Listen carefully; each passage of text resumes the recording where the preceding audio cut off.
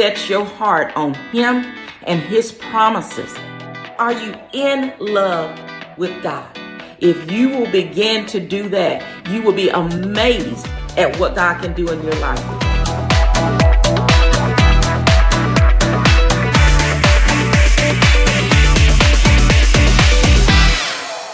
Hello, I am Shelonda Hassell-Adegbaye, native from Chicago's West Side.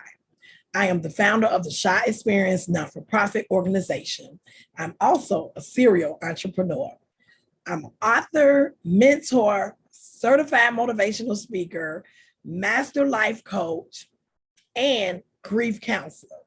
I serve my community as the owner of Little Blessed Ones Academy, Crown Investments LLC, co-owner of that with my husband, co-owner of the Décor events venue and events planning with my daughter, and now the proud owner of the SHA University, where we are certifying men and women to become several coaches to start up their own businesses in the coach world. I do boot camps, conferences, retreats, and so much more to get kings and queens to and through their next journeys in life. A little bit more about myself. As two-time domestic violence survivor, I'll say victor now, and advocate, my commitment and testimony have captivated others toward healing, freedom, and definitely most important to me is dreaming again. Under the umbrella of the SHA Experience exists the Who Is She Ministry, Like Her for Brown Girls Teen Mentoring Program, and Chicago Black Moms That Rock organization. My motto is, it's a mandate from Christ over my life to help and give to others. I'm the wife of Minister Jimson J and mother to my daughter, Dasmine.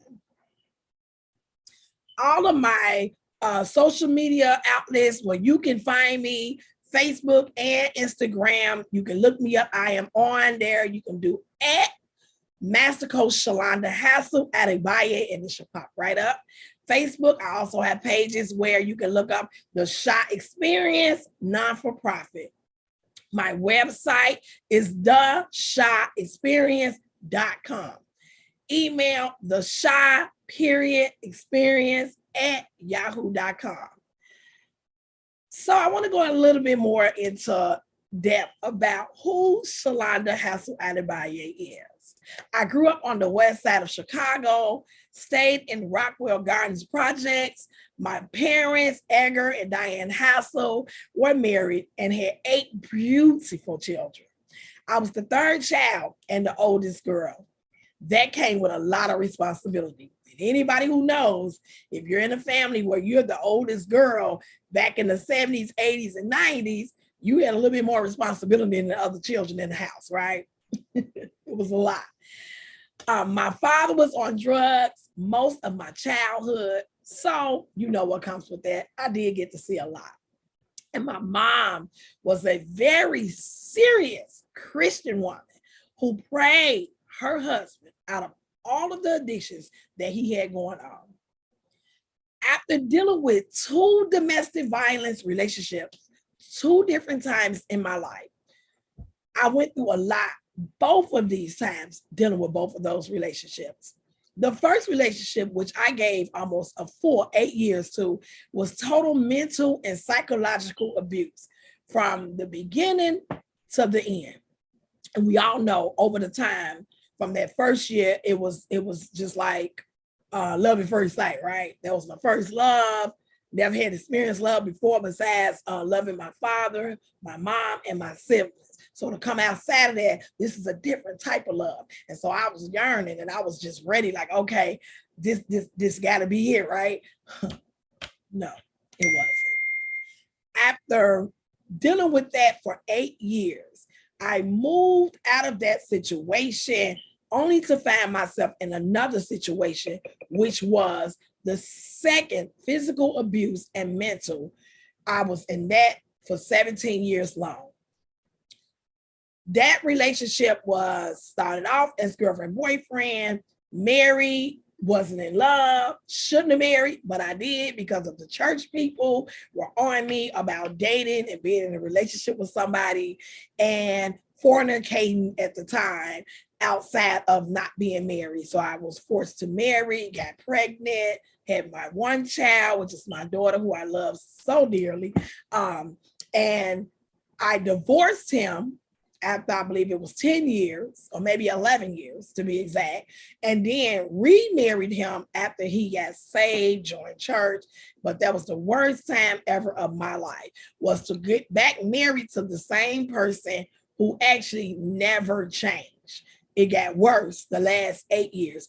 The first part was more physical. The second part became mental and psychological abuse all over again, similar to the first one, but this time it was a lot worse, right? I gave up on so many dreams and so many plans while dealing with this. I don't have any regrets, and I want you to understand that. I have no regrets. I used to have regrets when I was in my 30s, but I'm a little older now to understand and know that I went through everything I went through for a reason. I had to learn that all of my lessons, all of the tests that I went through, every trial, tribulation, and whatever pain that I had endured throughout those times were all lessons that turned into blessings in the end. So my blessings from all of those lessons was, number one, my daughter. My daughter, Dasmine Shelonda Stevens. I love her dearly. She is my only child. She is a college student. She lives in Daytona Beach, Florida. She's out there living life. She does ministry and dance. She loves the Lord. And I am a proud mom to say that I am grateful to God for blessing me with my daughter. So I have no regrets of having my child with my ex-husband. That is probably one of the best things, one of the best blessings that I got out of each one of those lessons. Number two, test and learning what life really should be like with being in love with somebody. Just learning the difference between not understanding a person and why you're not getting the love you're giving out, to go through that and to meet somebody, or to be free to love yourself first, because it took me almost 5.5, close to 6 years before I was even able to move forward to even date another person, to find Shelonda. Figure out who Shelonda is. Open up that journal. Go back to everything I wrote in the last 21 years of my life at that point and say, you done said a lot of things down. It's time to get up. So I used those 5 years to get Shelonda in order. And guess what? Getting Shelonda in order, God was at the first and the front, foremost of everything that I did in my life. I got so serious with God. That relationship that I had with him and still have to this day went on higher levels to where I knew I couldn't go back. I knew that whatever he had in store for me was about to blow up. Because you know what? I had enough faith to push for. I had enough faith to believe that he was going to open the doors that I needed to be open. I knew that after everything that I went through in my life, that it had to be sunshine at the end of this rainbow, right? I knew that he promised me. His word says, ask and you will receive. His word also tells us that he will not let any weapon prosper against you. There are so many scriptures that I can throw out right now, but mainly what was most important to me was that the fasting and the praying that I did daily in all of the times that I was going through the turmoil, the tribulations, and all of the pain that I dealt with, dealing in those 2 different relationships, that he was going to pour me out and get me to the next level. So my faith at first was very small, because at one point in my life, I kept saying, God, how could you allow me to go through these things, right? How could you do this to me? How could this happen to me? Why is it happening to me? I don't deserve this. I'm a good girl. I come from a good family. I watched my father and my mother marriage work. I watched them go through things, but I also watched them fight for their marriage. So why here on little me, little bitty on me, Shelonda, got to go through all what I'm going through. I never seen my father put his hands on my mama a day in my life. So for a man to raise his hand and swing on me, that was something different, honey. I went through that for so many years to where I just couldn't even believe that I was still even in it, dealing in it. But you know what got me was when I was reaching out for help from family, the church members. Nobody wanted to listen to me because they would tell me, that's your husband. You fight for your marriage. You do what it takes to keep your marriage. I was so confused. Again, I've watched my parents deal with different things in their marriage. Never seen them deal with anything like this. Never had experienced anything like this. So for the ministers and the different elders in the church to tell me to ignore what's going on and move forward in my marriage, honey, I just thank God for opening the doors for me and opening my eyes and giving me the wisdom to know to trust him through it all, to trust him to pull me out of everything that I went through. I am very grateful for that. My other thing was also the great thing about it, what I really learned out of all of this was I kept praying, fasting, and asking God, Lord, you got to give me a sign. Come on now, God. Give me the sign. These people over here telling me don't leave your husband. Fight for your husband. I'm doing all this counseling.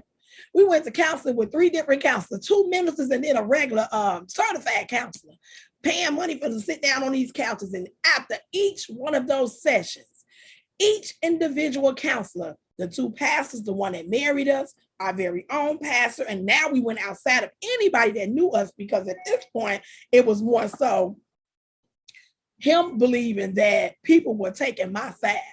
So now I'm like, you know what? Let's do mutual. Let's get somebody that we don't know, right?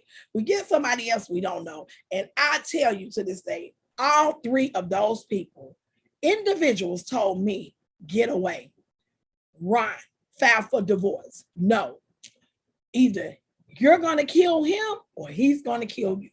I tell you, so much rage and bitterness and anger had grew up into me because I was just angry at how it was so easy for this man to put his hands on me. It was so easy for this man to cheat on me. It was so easy for this man to disrespect me in my face, on social media, right in front of me. No matter what was going on, he did not care. So at that point, it's like, okay, God, you got to send me a sign.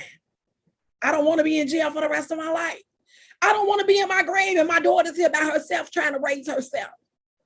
And I definitely didn't want to leave her here, Lord, for this man to raise her. So God, I need a sign.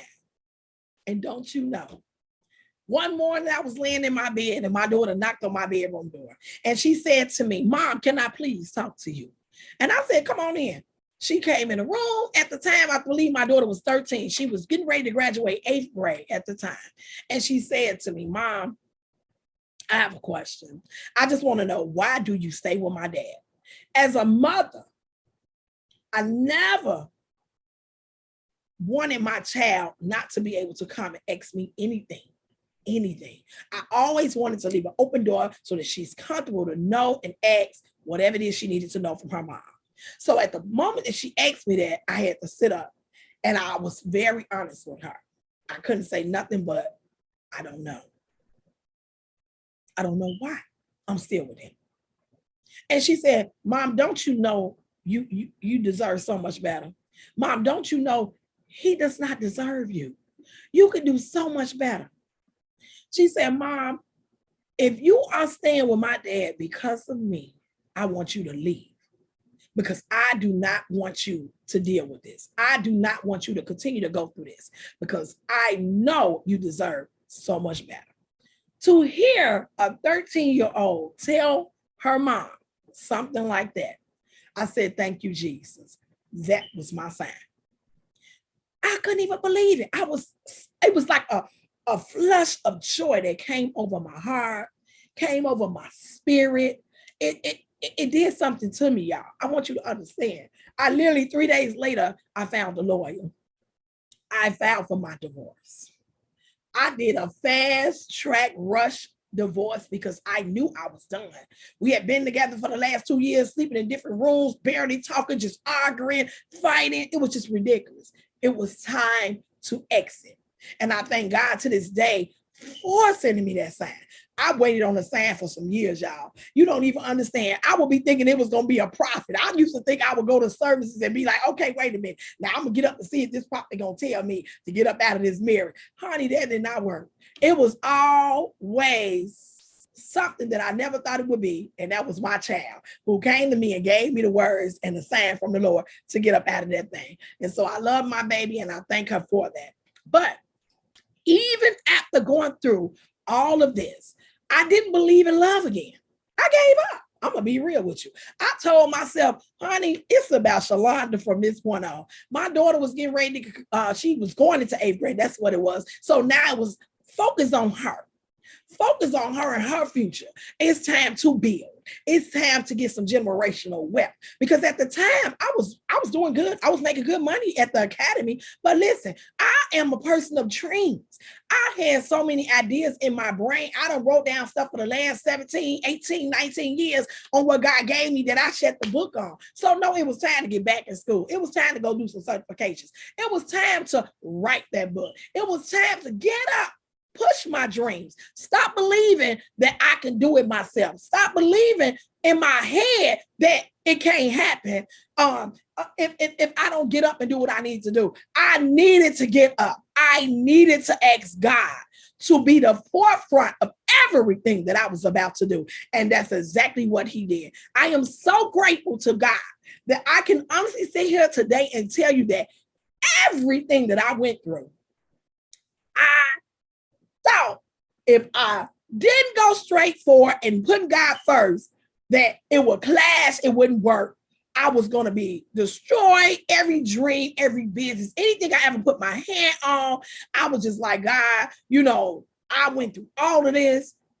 What else could happen? So at that point, I said, you know what? No, baby, you got to get it together. God has to be the forefront of everything that you do. So at that point, it was just like this. God, me, dreams, push forward, let's go. Let's go. And I have not turned back since. I've had some little trials in between, don't get me wrong. But I can honestly say right now, today, I'm very grateful for where I am in my life. I'm also grateful to say, even after knowing and going through just what I just said and explained to you, that I met a man. I not only met a man, but God sent this man to me at the time that I was at a point where I was still saying, I'm not dating. I love God. That's my husband. I ain't got time for these men out here. I'm just not gonna deal with it. Hey, I was focused so hard on ministry, working and pushing my daughter through so she can get ready for college. And girl, out of nowhere, who comes, not gonna do, I meet a man. And I'm very grateful to God that he sent this man to me. I know he sent them to me. I never really prayed for a man because some people say you have to be careful what you pray for. Pray to God. You got to be specific, be direct. Well, the Lord already knew what his daughter needed. Okay. Now, them years they say prayers never expire. Oh, I guess them prayers was from back in the 20s, of me asking God for a certain type of man or the man that he wanted me to have because God answered them prayers. Almost 20 some years later, he sent the man to me. And he changed my life. All of this to say that I am happily married to Pastor Jimson Adegbaye. I am so grateful to God for this man. God truly blessed me, and I totally understand what true love is. It took a while for me to go through the process of even trying to love again, but I'm grateful for the presence, the grace, the mercy that God showed me through this man, as well as helping and teaching me to understand what love is all over again. I am so grateful to God for that. So don't give up on love. Trust God through the process. Then I go down the road after even getting married. I'm all happy. I'm gallantly. I'm around here living life. Oh, I got my new husband. My baby going to college, and I'm just like, man, God, everything is just the way it needs to be right now. But guess what? Also here recently, in the last 3 years, I lost my mom, one of my younger brothers who passed 3 months after my mom, which I truly believe he was heartbroken. He couldn't handle the fact that our mom had left us unexpectedly. We didn't know what happened. We just, one day, all went to bed in the middle of the night. We get a call. Our mom stopped breathing. We rushed over. We get to the hospital. She's no longer living. A year later, my dad passes away. Right? So this was one of the worst times in my life. I literally almost gave up everything. I mean, everything in my life. My dreams, my businesses, family. I didn't want to talk to family, friends. I didn't want to be around anybody. And guess what, y'all? That good old man God sent me, I didn't want to be married no more. I was just ready to just say, forget everything. I don't understand. How could this happen to me? But I'm here to tell you today, but God, he pulled me out of this depression and pain. He comforted me. Lord knows I was so close to my mom, and I never seen this coming. I was at the peak of my life, y'all. I was getting ready to start speaking publicly. I was writing my first journal to be sold on Amazon. I was ready, y'all. I was getting ready to start a tour where it was going to be I partnered with somebody, and I was getting ready to go 12 months, 12 cities, speaking about my domestic violence relationship, because I was ready to save souls. I was ready to break free women. I was ready to set some people free and get them to the next level in God. And I'm telling y'all, I totally shut down. Didn't know which way to turn. But I'm going to tell you, praying and reading the word. My favorite scripture that got me through it all, I will recite every day. And anytime that I felt like it was just too much pain, I will say to myself, for I know the plans that I have for you, declares the Lord. Plans to prosper you, not to harm you, and plans to give you hope and future, is what I will say to myself daily. And through any times that I thought I just was not going to make it through that moment, I will just open my word and read that scripture out loud. And I thank God, because even though it may sound like it's easy, but to not know what your next going to look like, you know in the back of your mind what you planned for, but God had a different plan. After all of this grief, all of this pain that I went through, I literally was just like, back to back, God, come on now. And I didn't even mention I lost an aunt right after my mom passed 3 weeks later. It was just death after death after death. COVID hit. We lost church family. Church family members lost their husbands, their wives. I'm literally going to funeral back to back, which was training me to where now I don't even want to step foot in the funeral, because I never had the opportunity to even grieve my own mom, my own brother. Because at the time in the beginning, my father was still alive, and I was fighting for his life because he was so depressed to where I was like, Lord, I need that depression to leave him. I didn't want it to jump on me. But Lord, behold, when he died, it was all over me, y'all. I'm sitting here now getting emotional, because I'm telling y'all, it was no joke to have to deal with something like that. I was so close to my mom. My mom taught me everything I know. She was a true Christian woman. She believed in saving the souls. She believed in saving the saints. She preached it, she teached it, she walked it, she lived it. That's who she was. And I know she's up there glorifying the Lord daily. I know she is. And that I am happy for. Yes, I have moments. Yes, I still do to this day. Because when you lose important people in your life like that back to back, it's not easy at all. And to go through that, and to only have to be able to ask God to give you strength to pull through that, I knew I needed more. I said, God, something else got to give. I want to be able to use this.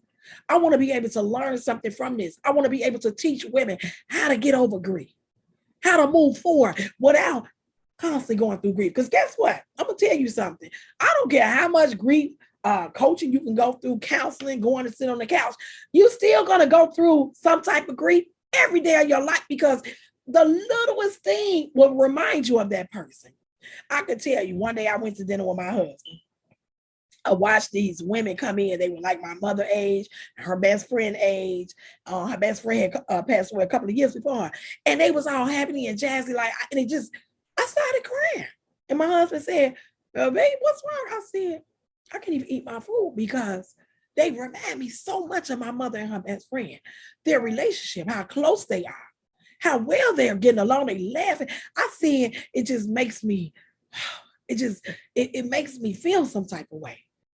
You know, I got angry in the moment because I'm saying they here, but my mom and her best friend gone. Why? So I went through some things. And even at that point, I was sitting on the couch, okay? But at the end of the day, you got to know, grief is not easy. So I turned it around and became a certified grief coach. And I have did boot camps, still to this day doing boot camps.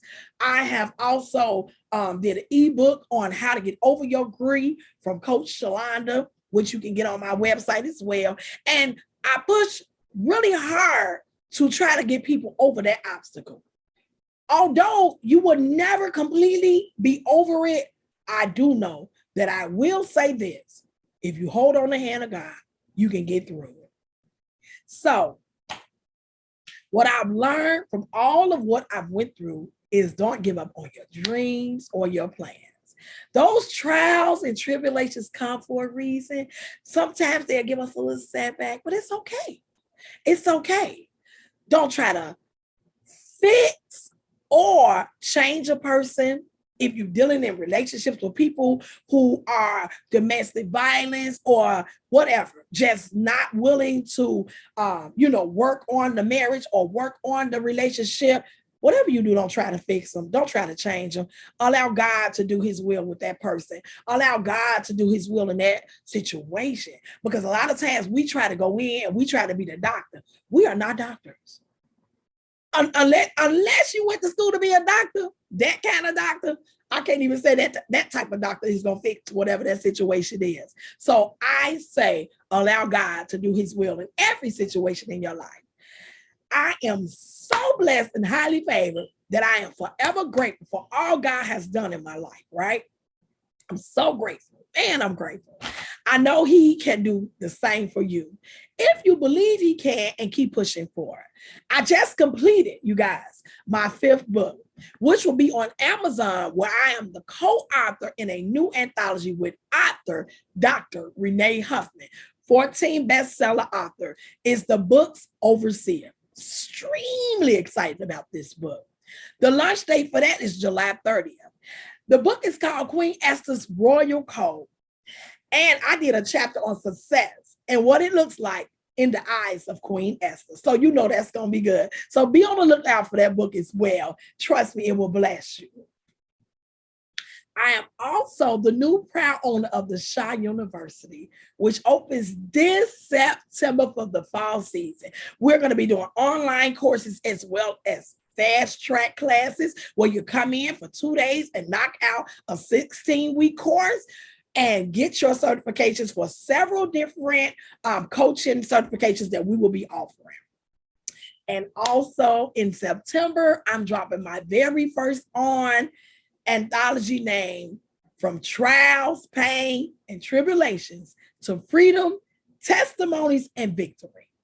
This book is for successful Black women to tell her story. Follow me on my website, on my social media handles, just so that you can keep up with what's going on and coming up that the SHA Experience is doing. Okay? So now I wanted to go into what I'm here for today. And that is to tell you, dare to dream again. You got to always be a dream digger. I don't care what is going on in your life. Baby, dig them. Dig and dig and dig them dreams out. Write them down. Even when you're going through, write them down. Best way to keep up with them. So when you come out, you go back to them dreams and you allow God to flourish you where you need to be flourished. Okay? I want you to remember all traumatic or trauma from your past, and then say, I'm so over it. Now, I want you to position yourself. You have to be ready for the freedom that is about to hit you in your life. Did you hear what I said? You got to be ready to get rid of whatever that past is.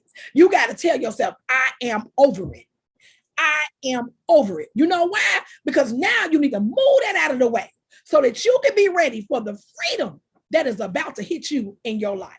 If you can't do this, you cannot move forward. You cannot move forward dreaming again and pushing again and pushing forward. So guess what? We got to let the past go. We got to let it go. We got to position ourselves to be ready for the freedom that is about to hit you in your life. Tell yourself daily, God is too big for me to live little. Do you understand what I'm saying? God is too big for me to live little. He would not have you live little. When he created you, you are supposed to live big. You are a child of God. Nothing about you is little. I don't care what nobody said, your naysayers, your haters, nothing about you is little. Nothing at all. Nothing at all about you is little. Listen here, kings and queens, hold your head up high. Walk in every room like a boss. It's not any type of arrogance. Just know it's confidence. And better yet, confidence through Christ. What's better than having confidence with Christ at the forefront? Honey, please. Come on, y'all. Walk in every room like a boss. Don't walk in no rooms with your head down. Don't walk in a room with your eyes going this way and that way. Keep your head straight and hold it up high. Because you coming up in there with nothing but confidence. It ain't about being arrogant. You're a boss. God made you to be a leader and a boss. So let's make it happen.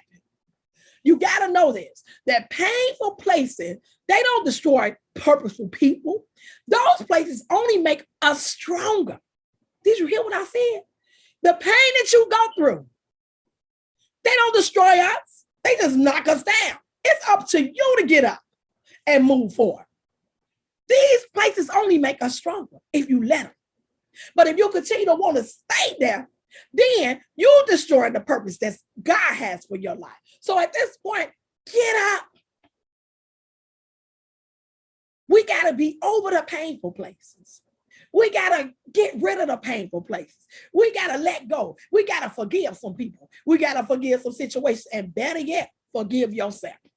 Don't hold no grudges. Don't get bitter and don't be angry. I'm sorry. It's time to move forward. It's time to get rid of the painful places. They don't destroy us, y'all. They only come in a way to knock us and to stop us and to block us, but only for a while. You got to understand that those places only make us stronger. What may seem destructive may really be divine. Did you hear what I said?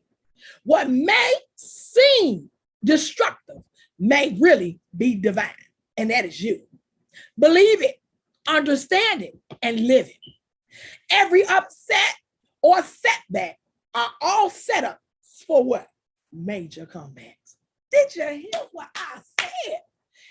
Every setup and upset in our lives that the enemy tries to build and pull and put up in our forefront, guess what? They all setups for major comebacks. But you got to be able to recognize it. You got to be able to go through it. You got to be able to live it so that you can come up out of that and be successful. Life doesn't make sense. My mom used to say this, and I live by it. I believe it. And I'm going to tell you, life doesn't make sense until the end of the storm. So when you go through everything that you go through, that God has allowed us to go through, when you get to the end, you're like, what? Oh my God, why didn't I get this already? Why did I go through this again? Why did I have to deal with this again? But at the end, that light bulb clicks. He was only letting us go through the things that we were going through to teach us. He was only allowing us to go through these lessons because at the end, there are always blessings. People need to understand that. Lessons bring nothing but blessings in the end, as long as God is still first in everything that you do. I want to give you a couple of steps to get you started on daring to dream again. And then I'm going to get ready to get on up out of here. So first, I want you to get a piece of a pen and a piece of paper so that you can write this down to get you up and going. So number one, confidence. The definition of confidence is the feeling or belief that one can rely on someone or something, firm trust or belief. You gotta have some confidence, y'all. I just told you, walk in every room like a boss. Don't hold your head down. You're going to have some confidence when you're going through these doors that God is about to open for you. You can't go up in there with your head down. You can't be scared to open your mouth. You got to go in the room and you got to be a boss. God not going to open doors for you to go up in there. My name is Shelonda. No. That ain't how he works. So let's build our confidence if it's already not there. If it's there and it's just got a little rusty, let's wipe the rust down. Let's get rid of the rust. Come on now. You got to be able to stand firm, trust, and believe. You got to have this confidence. Tell yourself daily that you are important, you are loved, and you are worthy of what all God has for you. Do you know how many times I have to tell myself that? Not that I'm insecure. It's just a builder for me to get me to the next level. There are times in life where when things go on, where you forget these things. So don't think you're insecure, or even if you are having an insecure moment, tell yourself daily, you are important, you are loved, you are worthy of everything that God has for you. Number two, concentrate. You remember when we was kids, people, your parents and your teachers, you need to concentrate. You need to pay attention. You should have common sense. Concentrate. Use your concentration, Shelonda. Use the concentration. Put your name there. Use your concentration. You remember that? Well, if you don't, I know I do. The definition of concentrate is focus on one's attention or mental effort on a particular object or activity. You must stand firm on what you believe in, your purpose is, and concentrate on that thing and push forward to make it happen. This means a lot of fasting, praying, and slaying in the spirit. Did you hear me?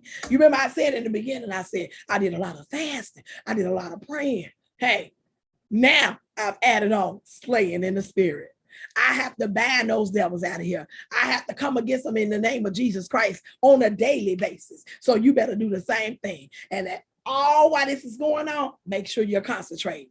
Make sure you do not fall back. Make sure you do not push forward. Push forward. Keep pushing forward.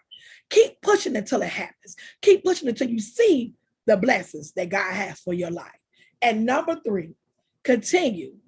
Definition is to be persistent in activity or process. You know why? You can't stop. I'm going to say it again. You can't stop. We ain't got time for stop. It's too many saves out here that need to be saved. It's too many women that's broken. It's too many men that's broken. We got work to do in the kingdom. So why are we stopping? We ain't got time for that. Don't get me wrong. You're going to have moments where something going to come, a tragedy, a piece of pain from over here, or some tribulation, or something going to happen, because the devil is always busy. But you got to remember, God will pull you through. And don't stay there. Whatever you do, don't stay there. And definitely don't stay there too long. Get up out of that. Push forward and continue. You must push and stay in position. Stay on the road to success, y'all. It's there. He gave it to us. Grab it. Just grab it. Keep traveling until you reach your destination. You got to remember that we all got to be dream diggers. Don't forget that part. You know, people always say, oh, I dream I got a dream, or I got this goal I want to set, or I don't put time frames on goals anymore. I write them out, and I do my accountability part to it on how it's supposed to be done. What do I need to do to get it done? And then I push forward to make sure it happens. I don't give up on it. I don't put time frames on my goals no more. Because when I used to do that, I always used to fall short. I complete some, don't get me wrong, but I don't finish them all. So I don't no longer put time frames. Now, if you're a person that like to do time frames and it works for you, do what works for you. But I am a true person of accountability. I make sure I put things in place. I write them out. I need to figure out, how do I make this happen? Do the research.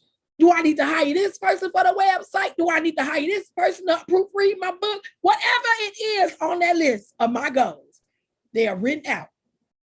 And I push forward, and I push forward, and I push forward to make it happen. And when it's done, I have to say, glory be to God. Glory be to God. I completed another goal. And then guess what? I move on to the next one. Because God did not have us to only be a one goal person. God did not only give us one dream. There is so many dreams and so many different things that God has blessed us with. You just got to have the faith to believe that he will get you to the next door to open and get you through that door. You got to have the faith. So I say to you today, dare to dream again. Know that no matter what obstacles may come your way, always bounce back. Keep pushing, because no matter the trial that may come, live out every lesson. It's nothing wrong with going through it, okay? Because I'm not going to sit here and tell you that I went through, oh my God, I just went through. No, I'm not going to say it's easy either. It's nothing wrong with dealing with different trials that come in your life. I want you to understand that today, that they're put in place for a reason. Because in the end, you will see all of God's blessings. Now, before I get out of here, I want us to do an affirmation together. I want you to raise your right hand with me today, and I want you to repeat after me. Starting off with, this will push you to dare to dream again. So I say to you, repeat this after me, and it is raise your right hand again and say, I declare to live in the image of God. For I am wonderfully made through Jesus Christ. No weapon formed against me shall prosper, because I am a beautiful child of God. Every dream, every goal, I will complete with God being at the forefront. No matter the obstacles that come my way, I say today, and I want you to put your name, Shelonda Hassell-Adegbaye, will push forward with pushing with my faith, trusting and believing in God that I will complete and continue to do the will of the Lord. Amen. Well, that's all I have for you today. Again, follow me on my social media handles, which is Master Coach Shelonda Hassell-Adegbaye. That's Facebook and Instagram. Check out the website at SHA Experience.com. You all have a blessed day. I pray that God blesses you all today with something from this message that I did. And Lord knows that is my only thing that I live for, is to make sure that I get the message out and to make sure that God's people can receive something from it. In Jesus' name I pray. Amen. Love you all and be blessed.